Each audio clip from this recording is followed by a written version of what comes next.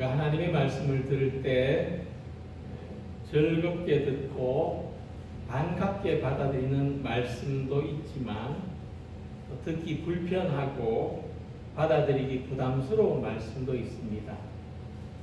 오늘 함께 읽은 말씀 가운데 나는 너희에게 이르노니 너희 원수를 사랑하며 너희를 박해하는 자를 위하여 기도하라. 이 말씀은 예수님 시대의 사람들이나 또 지금 이 시대의 사람들에게도 여전히 듣기 불편하고 받아들이기 부담스러운 말씀이 아닐까 생각합니다. 이 원수를 사랑하라는 이 말씀이 불편한, 까닭은 이런 이유가 있습니다. 첫째로 나에게는 원수가 없다고 생각하기 때문입니다. 우리는 내가 다른 사람과 원수를 맺을 만큼 내가 모질거나 완고한 사람이 아니라고 생각합니다. 그러니까 원수가 없다고 생각하는데 원수를 사랑하라고 하니 도대체 누구를 사랑해야 되는가? 원수를 사랑하기 위해서는 없는 원수를 만들어야 되는가? 이렇게 생각할 수도 있을 것입니다. 하지만 정말 우리에게 원수가 없을까요?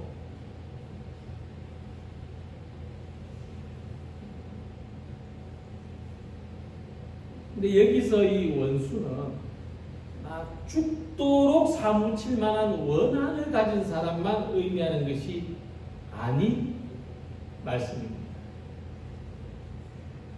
나하고 직접적인 갈등이나 대립의 관계에 있지 않아도 그냥 내가 혐오하고 배척하는 사람들이 예수님께서 말씀하시는 원수라는 겁니다. 그래서 나와 가까이에서 자주 마주치는 사람은 물론 나와 직접적인 관계가 없이 멀리 떨어져 있는 사람도 원수가 될 수 있다는 거예요.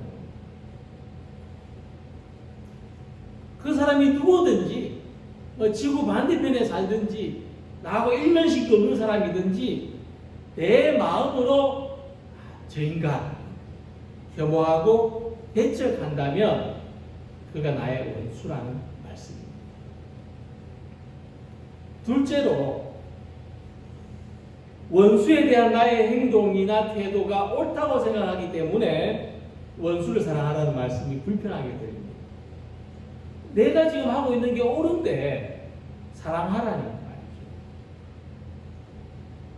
최근 유럽이나 미국에서 아시아계 사람들에게 폭력을 행사하고 차별 행동을 하는 모습들이 증가한다고 그런 소식을 듣습니다. 왜냐하면 그들은 이 아시아 사람들이 자기 나라에 코로나를 옮겨왔다고 생각하기 때문에 동양인들을 보면 꺼지라고 너희 나라로 가라고 폭언을 한다든지 또 주먹으로 치거나 흉기로 치는 것을 옳다고 옳은 행동이다. 정의롭다. 원수에 대한 나의 행동이 정의롭다고 생각하기 때문에 원수를 사랑하라는 이 말씀이 불편하게 들린다는 겁니다. 셋째로 원수라는 것을 각인시켜줘야 될 대상이라고 생각하기 때문입니다. 원수를 다른 사람하고 똑같이 대하면은 내가 자기 원수인 걸 모를 거 아닙니까? 내가 자기한테 원한을 가지고 있다, 좀 안 좋은 감정을 가지고 있다는 것을 모르지 않습니까? 원수를 심지어 사랑하기까지 한다면 제가 원수인 줄 자기 군수를 모르고 살지 않겠습니까? 그래서 원수는 다른 사람하고 좀 다르게 대해야 됩니다. 원수라는 것을 알 수 있도록 친절하게 대하면 안 됩니다. 나는 너를 싫어한다. 너는 나의 원수다. 스스로 알 수 있도록 대해야 된다. 그렇기 때문에 이 원수를 사랑하라는 말씀이 참 불편하다. 나의 생각과는 완전히 다른 말씀이다 하는 것입니다. 자, 그렇다면 원수는 어떻게 생겨나는가? 갓 태어난 아이에게 원수가 있을까요? 없겠죠. 갓난아기한테는 원수라는 대상이 있을 수가 없습니다. 뭐 아기가 뭐 분별이 있겠냐 이렇게 생각할 수도 있겠지만은 제가 바라보는 관점은 좀 다릅니다. 왜냐하면 관계 문제라는 거죠. 이 갓난아기는 자기를 양육하는 부모 외에는 다른 대상과 관계를 맺어본 적이 없습니다. 근데 이 아이가 이제 뭐 유치원, 어린이집에 가면서부터 아마 라이벌이 생기고 경쟁자가 생기고 원수가 생길지도 몰라요. 그래서 원수는 우리가 살아가는 동안 우리가 다른 사람들과 수많은 만남과 관계를 가지면서 이 원수가 생기는 겁니다. 무인도에 혼자 사는 사람한테는 원수가 없어요. 그래서 미국에 이런 속담이 있습니다. 내가 공화당에 가입하면 모든 민주당원은 나의 원수가 된다. 결국 이 원수는 뭐 상대방이 나한테 어떤 해를 끼쳐서 되는 게 아니고 사회적인 관계 속에서 내가 만들어내고 내가 선택하는 차원이 크다고 하는 거예요. 원수는 내가 만들어내는 거예요. 내가 원수를 생산하고 있다는 거죠. 때로는 사랑하는 사람이 때로는 미워하는 지경에 이르게 되는 것입니다. 원수는 그렇게 맺어지고 그래서 우리는 서로를 원수로 대하면서 상처를 주고 상처를 입게 된다 하는 것입니다. 이 원수를 사랑하라는 말씀은 먼저 우리가 다른 사람들하고 관계를 맺는 방식에 대해서 잘 생각해 보라는 말씀입니다. 예수님께서 너희가 너희를 사랑하는 자를 사랑하면 무슨 상이 있으리요? 하고 물으십니다. 또는 무슨 상이 있겠느냐 하시는 말씀입니다. 이 말씀을 생각해 보면 우리가 다른 사람하고 관계를 어떻게 맺느냐 하면 지극히 자기중심적으로 맺는다 하는 겁니다. 나를 사랑하는 사람이면 내가 사랑하고 나를 미워하는 사람은 나도 미워하는 것이 일반적인 관계입니다. 우리는 그렇게 관계를 맺습니다. 그래서 다른 사람이 나를 사랑하느냐 사랑하지 않느냐 그것부터 우리가 판단합니다. 딱 우리가 누구든지 처음 만나면 뭐 0.3초라든가 0.1초 이내에 저 사람이 나한테 우호적인가 우호적이지 않은가부터 파악한다고 해요. 내 친구인가 내 적인가 나하고 같은 편인가 다른 편인가 이것으로 우리는 관계를 맺는다는 것입니다. 그래서 이런 관계에서는 나를 사랑하지 않는 사람, 친구가 아닌 사람, 내 편이 아닌 사람은 잠재적으로 저 사람은 언제든지 나를 미워할 수 있고 나하고 적군이 될 수 있고 원수가 될 수 있다고 간주하는 겁니다. 사람이 자기를 사랑하는 사람을 사랑하는 것이 인지상정이죠. 그런데 이 말씀은 나를 사랑하지 않는 사람에 대해서는 사랑할 필요가 없다거나 나를 미워하는 사람에게는 미워해도 괜찮다는 뜻을 포함하고 있지 않습니다. 즉 우리는 나를 사랑하는 사람을 사랑해야 하지만 심지어 나하고 관계없거나 심지어 나를 미워하는 사람도 사랑하는 마음을 가지라 하는 그런 뜻이죠. 그런데 우리가 살아가는데 나하고 뭐 아무 관계가 없는 사람을 사랑한다는 거, 또 저 사람 나를 미워하는데 참아주고 사랑한다는 거, 이거는 굉장히 소모적이라고 생각하기가 쉽습니다. 이것은 내 노력이나 내 감정을 소모시키는 거다. 아무 소용이 없다. 또 나한테 손해가 되는 일이다. 이런 생각을 가지기가 쉽습니다. 그래서 우리는 이렇게 간주되는 사람한테는 배타적인 태도를 가지게 됩니다. 근데 이 말씀, 너희가 너희를 사랑하는 자를 사랑하면 무슨 상이 있으리요 하는 이 말씀은 누구든지 나를 사랑하는 사람을 사랑할 수도 있지만 나를 사랑하지 않을 수도 있고 또 나를 사랑할 수도 있지만 나를 미워할 수도 있다는 것을 받아들일 수 있어야 된다. 참 어려운 이야기지만 나를 사랑하지 않는 사람이 있을 수도 있고 나를 미워하는 사람이 있을 수도 있다는 것을 받아들일 수 있어야 된다. 그런 사람들을 무시하는 태도, 나도 혐오하고 나도 원수로 대하는 태도가 아니라 모든 사람들한테 온정적인 태도를 가질 수 있어야 됩니다. 사람을 나를 사랑하냐, 나를 미워하느냐, 나의 친구냐, 나의 적이냐, 내 편이냐, 내 편이 아니냐로 구분할 것이 아니고 모든 사람에게 온정적인 태도를 가져야 된다 하는 말씀입니다. 나를 중심으로 폐쇄적인 관계를 맺는 것이 아니라 상대방을 중심으로 열린 관계를 맺어야 된다는 것입니다. 쉽게 말해서 나한테 인사하지 않는 사람에게도 인사하는 관계, 처음 보는 사람에게도 반갑게 맞이하는 관계를 맺어야 한다는 말씀입니다.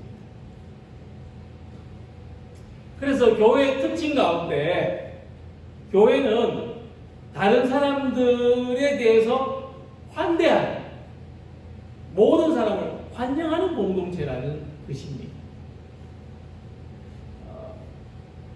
뭐 어떻게 하다 보니까 뭐 이사를 하게 되거나 타 지방으로 이주하게 되거나 해서 이렇게 또 낯선 교회 또는 출장을 가거나 여행을 가서 처음 가보는 교회 이런 경험을 할 수가 있는데 아무도 환영해 주지 않는다. 어떤 마음이 들까요? 그냥 사람들이 나를 환영하지 않는구나 이런 생각이 들기보다는 이 교회는 사랑이 없구나. 이 교회는 사람이 안 귀하구나. 이런 마음이 든다는 겁니다. 그러니까 우리는 기본적으로 내가 어디에 가든지 누구를 만나든지 환영받는 대상이 되고 싶고 또 교회는 모든 사람을 누구든지 환영하고 반기는 공동체라는 의식을 가지고 있기 때문입니다. 그래서 예수님은 어떤 분이셨는가 하면 그 시대에 배척받는 사람들, 죄인으로 낙인 찍힌 사람들, 그 누구도 환영하지 않는 사람, 누구도 반기지 않는 사람들을 만나셨습니다. 심지어 식사까지 함께 하셨습니다. 그러니까 바리새인들은 예수님의 이런 모습을 아주 못마땅하게 생각했어요. 뭐 그들은 자기들이 못하는 것을 예수님이 하셔서 질투하거나 시기한 차원이 아니고 그렇게 하는 예수님마저도 세리나 죄인들과 같은 급으로 보았습니다. 유유상종으로 보았습니다. 하지만 원수를 원수로 대한다면 하나님의 구원이 나타날 수가 없습니다. 원수를 친구로 대하신 예수님을 통해서 그들이 하나님의 구원을 알게 된 것이죠. 그래서 교회는 낯선 사람을 환대하는 것은 물론 원수까지도 사랑하는 공동체가 되어야 한다는 것입니다. 이것이 교회의 과제입니다. 또한 예수님은 자기를 사랑하지 않거나 미워하는 사람들까지도 사랑하는 사람에게 상이 있다 말씀하셨습니다. 하나님은 다른 사람을 환영하고 다른 사람을 기뻐하는 사람을 기뻐하신다. 자, 그렇다면 우리는 다른 사람들과 어떤 관계로 살아가야 되겠습니까? 나를 사랑하지 않거나 나를 미워하는 사람 또는 내가 미워하는 사람, 이런 사람들을 외면하는 것이 나한테는 정당한 일입니다. 나한테는 옳은 일이죠. 당연히 그렇게 해야 된다고 생각하는 일입니다. 그러나 하나님께서는 기뻐하시지 않는다. 하나님께서는 상을 주시지 않는다는 것입니다. 하나님은 심지어 나를 박해하는 사람들까지도 사랑으로 품고 용서하는 사람에게 상을 주신다. 예수님의 가르침입니다. 그래서 우리가 사랑해야 될 원수는 뭐 얼굴에 털이 나고 꼬리가 달린 사람이 아닙니다. 내가 내 마음에서 지워버린 사람들이 나의 원수입니다. 우리는 내 마음에서 차단시키고 지워버리는 사람들이 많습니다. 날이 갈수록 줄어드는 사람이 있다면 참으로 상을 받을 사람이고, 늘어나는 사람이 있다면 평범한 사람입니다. 우리 누구나 그렇습니다. 그러나 오늘 예수님의 말씀에 의해서 내 마음에서 치워버린 사람들을 다시 한번 살려내는 성도님들이 되시기를 바랍니다. 내 마음에서 치워버린 사람들을 다시 사랑하는 것이 우리가 해야 될 일이고 주님의 명령이고 이 사명을 수행하는 우리 모두가 되시기를 소망합니다.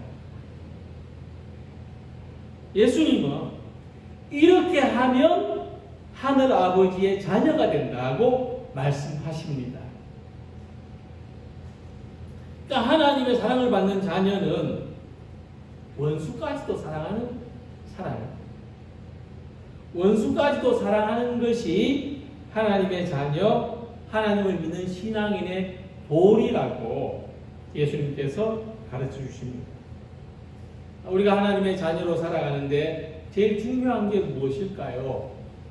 내가 하나님의 자녀라는 것을 알 수 있게 해주는 것이 어떤 것일까요? 그것은 늘 하나님의 사랑을 느끼며 살아가는 것입니다. 우리가 어떤 계기로 인해서 하나님의 사랑을, 충만한 그 사랑을 느끼게 됐다면 나는 정말 하나님의 자녀가 맞구나, 이런 확신을 가지게 될 것입니다. 그래서 우리가 하나님의 사랑을 느끼고 깨닫고 또 누리고 사는 것은 하나님 자녀만이 가질 수 있는 권리고 특권입니다. 그런데 그 사랑이, 그 하나님의 사랑이 나의 자격만큼 주어진다면, 지방대 나온 사람은 덜 사랑하시고 서울에 있는 대학 나온 사람은 많이 사랑하신다면 정말 그 사랑을 받기에 합당하다고 생각할 수 있는 사람이 얼마나 될까요? 나는 서울에 있는 학교를 나왔지만은 성적은 낮아요. 과는 비인기과예요. 의대 아니고 무슨 대 아니에요. 법대 아니에요. 이런다면 정말 내가 자격이 된다고 생각할 수 있는 사람이 얼마나 될까요? 다시 말해서 우리가 하나님의 사랑을 정당한 대가라고 여길 수 있는 사람이 얼마나 되겠습니까? 자, 그렇다면 그런 우리인데 하나님께서 그 사랑을 받기에 부족하고 자녀로 받아줄 수 없는 우리를 왜 사랑하시는가? 세상 사람들은 그런 기준으로 선망하기도 하고 아껴주기도 하고 이런다는데, 근데 하나님은 전혀 그런 기준과 맞지 않는 이 세상의 기준으로 볼 때 부족한 우리들을 왜 사랑하시고 왜 자녀로 삼아주시는가? 예수님께서는 이렇게 말씀하십니다. 이는 하나님이 그 해를 악인과 선인에게 비추시며 비를 의로운 자와 불의한 자에게 내려주심이라. 놀랍게도 이 말씀은 우리가 하나님의 자녀라는 말씀 다음에 연결해서 하신 말씀입니다. 다시 말해서 하나님이 우리를 하나님 자녀로 삼으신 것은 해를 악인과 선한 사람에게, 비를 의로운 사람과 불의한 사람에게 내리시는 것과 같다는 겁니다. 우리가 그냥 내가 악한 사람인지 선한 사람인지, 내가 의로운 사람인지 불의한 사람인지 이런 아무 생각도 없이 살았는데 어느 날 하늘에서 빛이 막 어느 날 은혜가 빛으로 내려와서 내가 하나님 자녀가 된 겁니다. 그러니까 하나님의 사랑, 우리가 하나님의 자녀가 된 것은 쉽게 말하면 운이 좋은 겁니다. 우리 운이 좋아서 하나님의 자녀가 되고 하나님의 사랑을 받는 사람이 됐습니다. 복을 받은 거죠. 은혜를 받은 거예요. 어렸을 때에 동네 친구가 사탕을 한 봉지 들고 와서 같이 놀고 있는 친구들한테 나눠주는데 누구는 주고 누구는 안 주는 겁니다. 그 시대에 제가 어릴 때만 해도 이 사탕 한 개는 대단한 권력입니다. 말 잘 듣는 친구한테는 사탕을 주는 거죠. 그래서 저하고 몇몇 천 못 받았는데, 그래서 왜 누구는 주고 누구는 안 주냐 물으니까 이 녀석이 내 마음이지 그러는 거예요. 할 말이 없대요. 내 마음이라니까. 자기 것을 자기 마음대로 나눠준다는데. 근데 저는 만약 나한테 사탕이 한 봉지 있었다면 저는 거기 있는 친구들한테 골고루 다 나눠줬을 겁니다. 저는 그 친구의 사탕 봉지를 확 빼앗았어요. 공중에 뿌려버렸어요.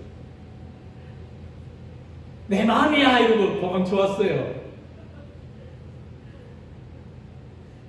자기 것을 나눠주는데도 골고루 나눠주는 게 더 나은 일이라면 하나님의 것을 나눠줄 때는 더 고르게 나눠줘야 하지 않을까.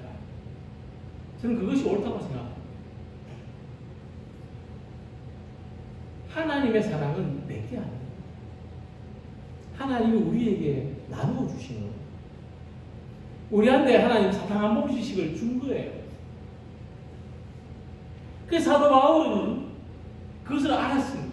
아, 이 사랑은, 이 아가페는 내게 아니구나. 내한테서 나온 거 내가 할 수 있는 게 아니구나.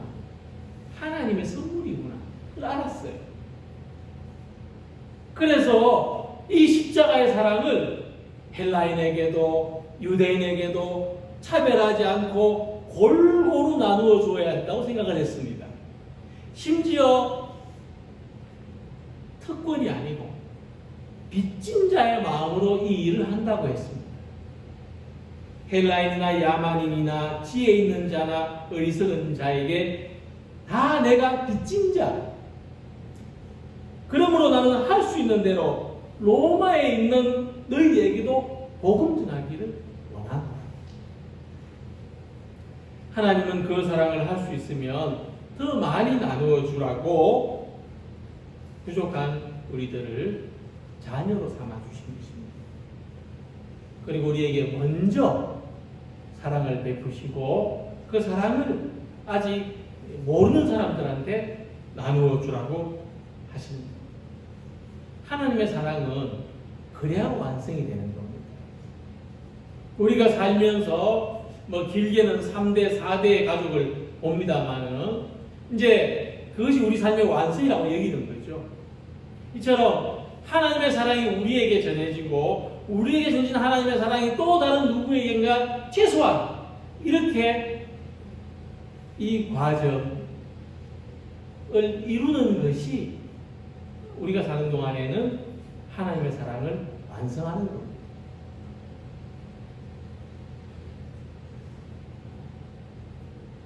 우리는 부족하지만 하나님께서 은혜로 사랑을 주셨으니 우리도 은혜로 나누는 것이 복음입니다. 하나님이 세상을 이처럼 사랑하셔서 독생자를 주셨다는 이 메시지를 세상에 골고루 나누는 우리 모두가 되시기를 소망합니다. 예수님께서는 결론적으로 하늘에 계신 너희 아버지의 온전하심과 같이 너희도 온전하라 말씀하십니다. 자, 그러면 예수님은 무엇을 하시고 하나님은 온전하시다라고 말씀하셨을까요? 물론 우리가 어떤 교리적으로 하나님은 완전하시죠. 하나님 거룩하십니다. 하지만 내용이 없으면 맹목이죠. 어떤 내용으로 하나님은 온전하시다고 하셨을까? 저는 그 내용을 이렇게 풀어봅니다. 하나님이 온전하시다는 것은 하나님께는 원수 맺은 사람이 없다는 뜻입니다. 하나님한테 원수가 없어요. 그러니까 하나님이 완전하신 분입니다. 즉 우리도 하나님처럼 온전해지려면 어떻게 해야 될까요? 우리도 원수가 없어요. 그래야 우리도 하나님처럼 완전해질 수가 있는 거죠. 그래서 우리가 이 땅에서도 우리가 성화를 위해서 온전함을 위해서 애쓰지만 그래도 우리는 완전하게 될 수는 없습니다. 그러나 우리의 소망하기는 하나님의 나라에 가면은 완전하게 되기를 소망해요. 그럼 하나님처럼 우리도 하나님 나라에 가면은 원수가 없는 거예요.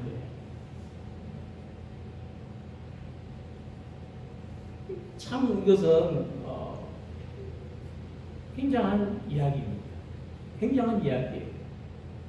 과연 우리가 하나님 나라에 가서도 거리낌 없이 얼굴과 얼굴을 대하고 만날 수 있는 사람이 얼마나 될까? 하나님 나라에 가서 나의 친구는 몇이나 있을까? 그래서 하나님은 원수가 없으세요.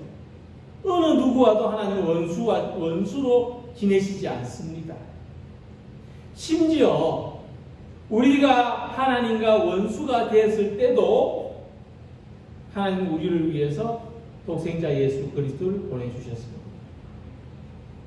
우리가 하나님과 원수가 되었을지언정 우리가 하나님을 원수로 생각할지언정 하나님은 우리를 원수로 대하시거나 원수로 여기시지 않는다. 로마서 5장 10절에 우리가 원수 되었을 때에 그의 아들의 죽으심으로 말미암아 하나님과 화목하게 되었은즉 이라고 말씀했습니다. 하나님은 그분과 원수였던 우리를 위해서 예수님의 십자가를 희생양으로 삼으셨습니다. 우리들에게도 원수를 사랑하기 위해서는 하나님처럼 우리들에게도 희생양이 필요할 것인데 원수를 사랑하기 위해서는 어떤 우리들로서는 부족해서 하나님의 은혜가 하나님의 도움이 필요할 것인데 바로 우리도 예수님의 십자가로서 원수를 사랑하는 것이 하나님처럼 온전해지는 길입니다. 원수를 사랑하기 위해서는 예수님의 십자가가 필요한 것입니다. 이 사막에 아무도 살지 않는 이 사막에 교회를 세우고 기도와 말씀에 전념하면서 생활했던 이른바 그 수도회의 창시자 마카리우스라는 분이 있었는데 그 하루는 꿈을 꾸었습니다. 꿈속에서 예수님이 힘겹게 골고다의 언덕을 십자가를 지고 올라가시는 것을 꿈에서 봤습니다. 그래서 그는 예수님께로 달려갔습니다. 예수님의 십자가를 제가 대신 지겠습니다. 그렇게 말씀드렸습니다. 근데 예수님은 관심도 보이지 않으시고 그냥 십자가를 지고 가십니다.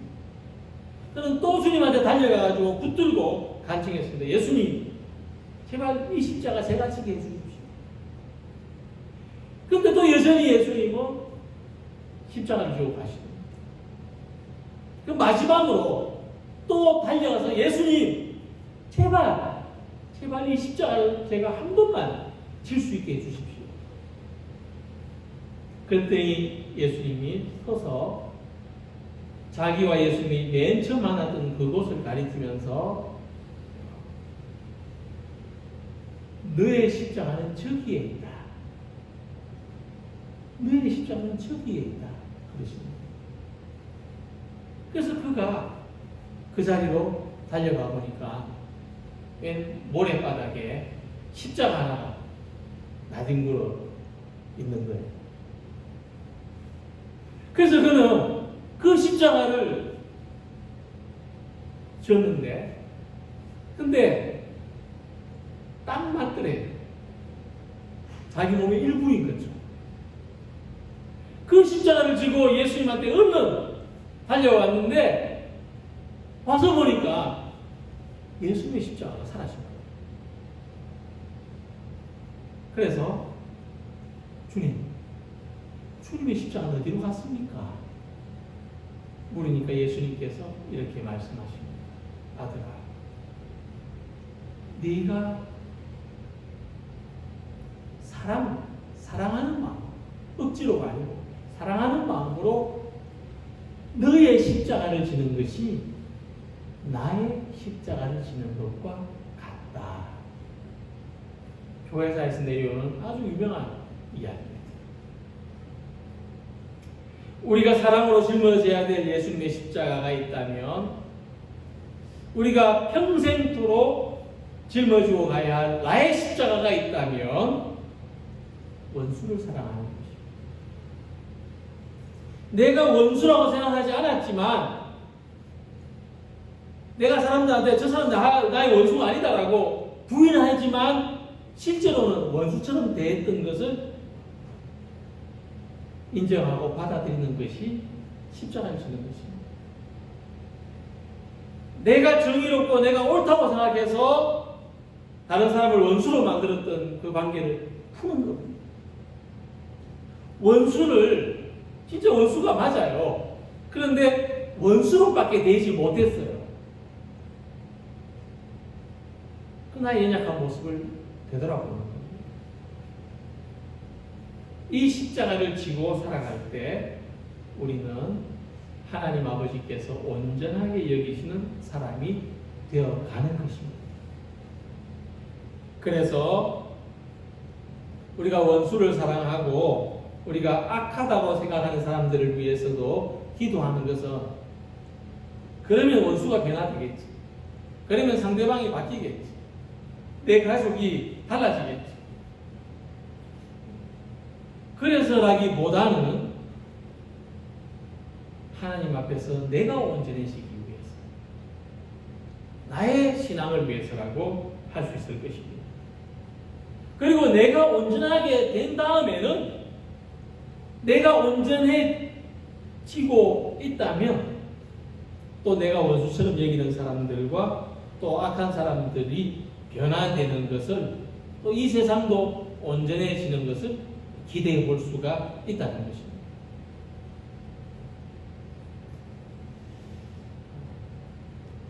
우리가 온전하게 된다는 것은 이 찌그러지는 것이 펴지는 거죠. 원래의 모습이 복구되는 것입니다. 예수님은 그것이 뭐냐?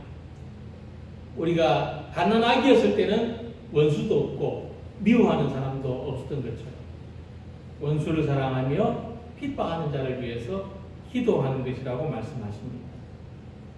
그럴 때 우리가 하나님의 자녀가 된다. 하나님의 상을 받는다 말씀하십니다. 그래서 오늘 은혜로 하나님의 자녀된 우리들에게는 원리로서는 원수가 더 이상 존재할 수 없습니다. 그리스도인들에게는 이론적으로는 원수가 존재할 수 없습니다. 왜냐하면 우리는 조금씩 원수의 관계를 풀어갈 것이고 하나님 나라에 가서는 우리에게 원수는 아무도 남지 않을 것이기 때문입니다. 왜냐? 원수는 여전히 원수처럼 살지만 내가 변화되었고 내가 온전해졌기 때문입니다. 내가 더 이상 원수를 만들면서 살지 않기 때문입니다. 바로 이 삶이 하나님의 축복이요 상급입니다. 이와 같은 상 받기를 사모하고 하나님으로부터 이와 같은 상, 원수가 존재하지 않는 삶, 이것을 상으로 받는 우리 모두가 되시기를 주님 이름으로 기원합니다. 기도드리겠습니다.